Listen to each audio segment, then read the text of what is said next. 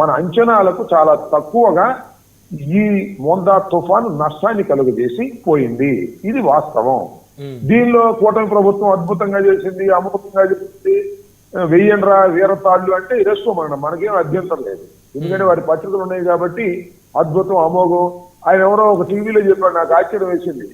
చంద్రబాబు నాయుడు గారికి సాధ్యమైతే తుఫాను మరీ చేసేవాడట, ఆ ప్రయత్నం కూడా చేశాడని. ఇలా ఊరినే కామెడీగా చెప్పుకోవడానికి పనికొచ్చే అంశమే కానీ మోంతా తుఫాను తీవ్రమైన నష్టాన్ని కలుగజేసింది రైతాంగానికి. ముఖ్యంగా వరి రైతులకి, అరటి రైతులకి, పత్తి రైతులకి, వీళ్ళకి తీవ్రమైన నష్టాన్ని కలుగజేసింది. కాబట్టి తెలుగుదేశం ప్రభుత్వం అపోజిషన్ లో ఉన్నప్పుడు ఇలాంటి సందర్భంలో ఎకరాకి 25,000 రూపాయలు ఇవ్వాలని మా ప్రభుత్వం మీద డిమాండ్ చేసింది. మరి ఆ డిమాండ్ ఇప్పుడు నెరవేరిస్తే ఎస్ బాగా చేశారా అని అనుకోవడానికి అవకాశం ఉంటుంది.